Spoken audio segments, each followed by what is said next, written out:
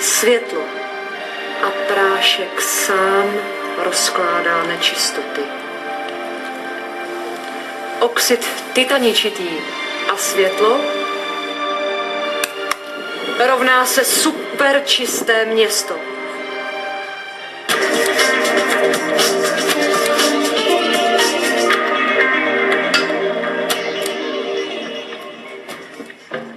Představte si superčisté město budoucnosti.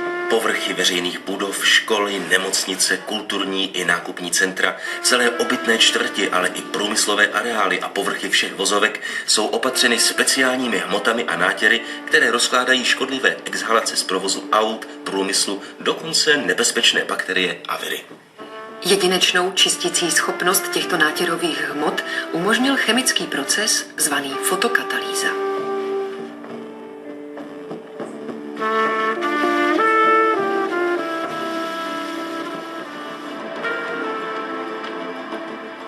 Klíčovou roli v našem příběhu hraje tento zdánlivě obyčejný bílý prášek. Je to oxid titaničitý. Má výrazný jas, je barevně stálý a má schopnost rozptylovat světlo.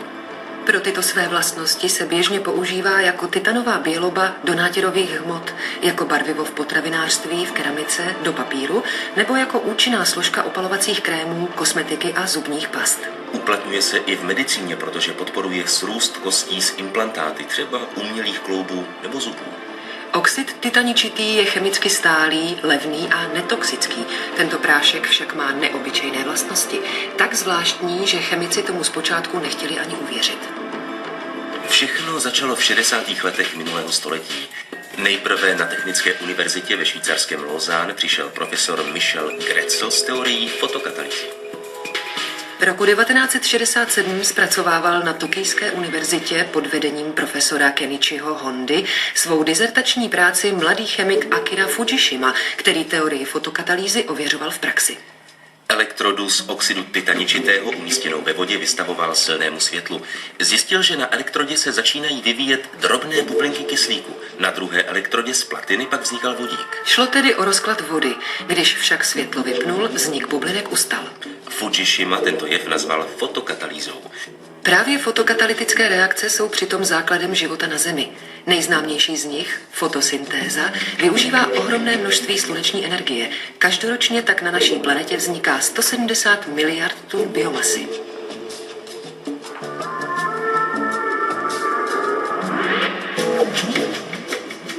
Zatímco jedinečnou fotosyntézu jsme se ještě zdaleka nenaučili napodobit ani provozovat uměle, využíváme už běžně jiný fotoelektrochemický jev. Pomocí něj ve fotovoltaických článcích měníme energie slunečního záření na elektřinu. Píše se rok 1972. V prestižním časopisu Nature vychází Fujishimova práce o fotokatalytickém rozkladu vody pomocí světla a oxidu titaničitého. K tomuto novému fenoménu se rázem obrací pozornost výzkumníků na celém světě. I když se tehdy schopnosti titanového prášku rozkládat dostatečně účinně vodu neprokázaly, začala se zkoušet jiná lákavá možnost – rozklad škodlivých látek ze vzduchu. Údolí Vltavy na sever od Prahy. V areálu výzkumných ústavů sídlí i Ústav anorganické chemie naší Akademie věd. V rámci materiálového výzkumu se zdejší výzkumníci zaměřili také na oxid titaničitý a jeho využití.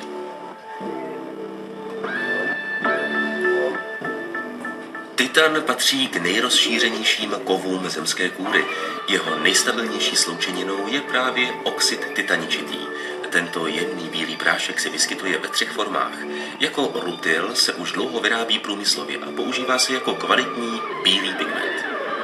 Jeho druhá forma, anatas, se připravuje především v podobě nepatrných kuliček o velikosti průměrně 20 miliontin milimetru, tedy 20 nanometrů. Na snímcích z elektronového mikroskopu vidíte, že povrch těchto nanočástic je přesto velice porézní. Částice tedy mají obrovský aktivní povrch. Kuličky z 1 gramu prášku svým povrchem pokryjí plochu až 700 metrů čtverečních. Pouhých 12 gramů oxidu by svým povrchem pokrylo plochu fotbalového stadionu. To je oxid titaničitý, tento podivuhodný fotokatalyzátor. A na jakém principu funguje samotná fotokatalýza? Všechno rozpoutá světlo. Na fotokatalyzátor nejprve dopadá ultrafialové záření, které je součástí slunečního světla. Na povrchu fotokatalyzátoru vznikají dvojice kladných a záporných nábojů. Ty reagují s molekulami kyslíku a vody z ovzduší a na povrchu katalyzátoru vznikají vysoce reaktivní hydroxylové a peroxidové radikály. Tyto částice útočí na organické látky z okolního vzduchu nebo vody. Jsou to především škodliviny jako benzen, toluen, aceton, butan a jiné. Během redukčně oxidační reakce se organické škodliviny rozpadají. Je to vlastně opak přírodní fotosyntézy, při níž složitější organické látky, především cukry, vznikají. Radikály dokonce napadají povrch virů, bakterií a plísní a ničí je. Konečnými produkty fotokatalýzy jsou anorganické látky, oxid uhličitý a voda.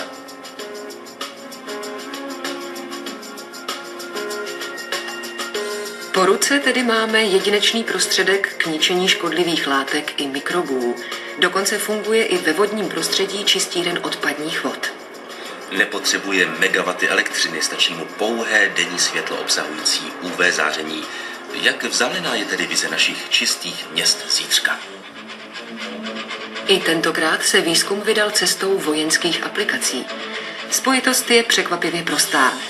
Nebezpečné chemické bojové látky a potřeba rychle a snadno dekontaminovat zasaženou vojenskou techniku, tak, aby neutrpěla především citlivá elektronika a optika. Specialisté z Ústavu anorganické chemie vyvinuli nové metody pro rychlý rozklad bojových otravných látek a použili pro ně oxid titaničitý. Aktivita tohoto prášku je tak vysoká, že za jedinou hodinu rozloží až 98% otravných látek. Mnohem nebezpečnější nervově paralytické látky, například látku VX, rozloží dokonce do 15 minut. Chcete vizi zítřka? Tady je. Fotokatalyzátor nanesený na různé druhy povrchů. Ve fotokatalytické laboratoři v Řeži teď testují jejich schopnost rozložit škodliviny z vodného nebo vzdušného prostředí. Do unikátního fotoreaktoru vlastní řežské konstrukce se umisťuje skleněná destička s nanesenou vrstvičkou fotokatalyzátoru. Instaluje se zdroj ultrafialového záření, speciální zářivka. Vzduchotěsně uzavřeným prostorem proudí přesně měřené množství vzduchu. Sleduje se a zaznamenává množství vznikajících produktů fotokatalýzy.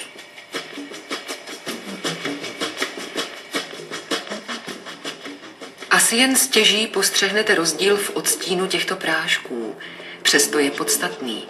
Vzorek napravo je totiž oxid titaničitý obohacený oxidem jednoho ze vzácných kovů. Je to původní, dnes už světovým patentem chráněná myšlenka českých chemiků z Řeže. Na upraveném fotokatalyzátoru totiž probíhá rozklad škodlivin i při běžném bílém světle a dokonce při umělém osvětlení. Tento katalyzátor nevyžaduje fotony s tak vysokou energií, jakou mají fotony ultrafialového záření. Účinnost nového fotokatalyzátoru potvrzuje měření rozkladu látky ve vodném prostředí. V tomto případě oranžového barviva. Pokles jeho koncentrace se projevil už během několika minut. Naše výprava za barvou pro čistá města zítřka teď vede do sousední haly. Patří pilotnímu centru Ústavu anorganické chemie. V současné době tady hledáme technologické postupy pro výrobu fotokatalytického pigmentu, který byl vyvinut v laboratorním měřítku pro firmu Rokospol, která ji používá jako přídavek, jako substanci aktivní ve fotokatalytické barvě.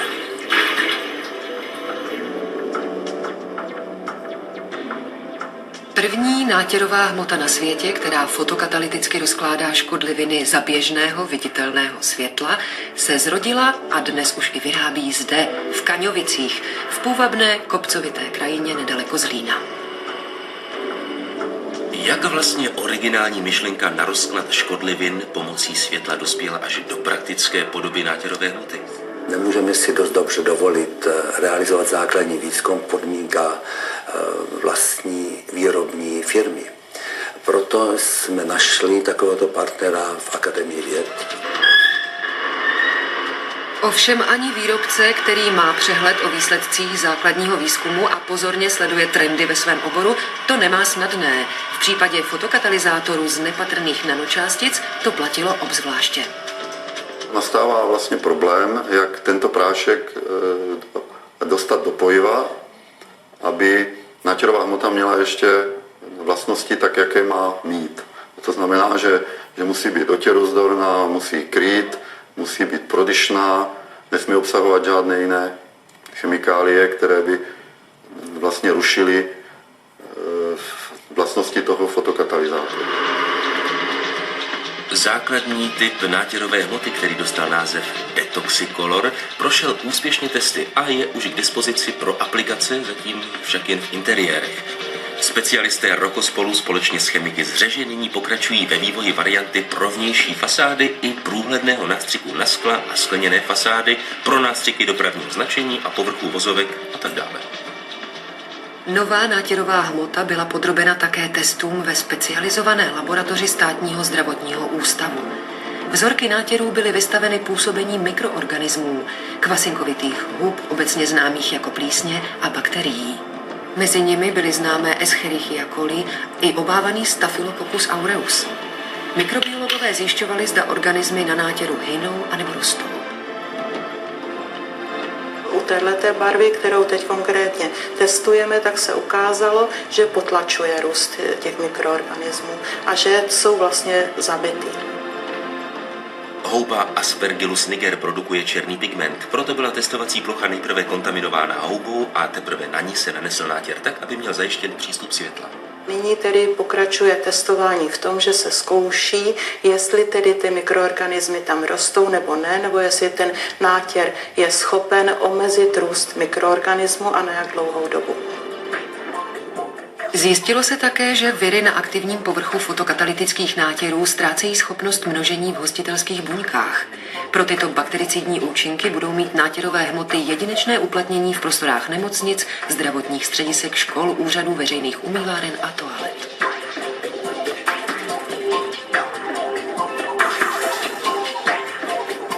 Opět se před námi otvírá vize čistých měst blízké budoucnosti. Budovy i vozovky upravené přípravky s fotokatalyzátorem. Denní a dokonce i umělé světlo dostatečně silné, aby z ovzduší bez požadavků na elektrickou energii snadno a tiše likvidovalo zplodiny aut, průmyslu, topení, škodlivé chemické látky. Tyto postupy se už zkoušejí například v některých italských městech. Před námi je ještě jedna velice pozoruhodná role a vize fotokatalyzátorů. Jako důležité součásti vodíkového hospodářství, nové energetiky zítřka. V současné době máme grant z Ministerstva průmyslu a obchodu, jejíž úkolem je najít vhodné modifikace oxidu titaničitého pro rozklad vody na vodík a kyslík. Je tedy reálná vize měst a vesnic, jimž čisté a zdravější životní prostředí přinese mohutné využití nátěrů s fotokatalytickými samočistícími účinky?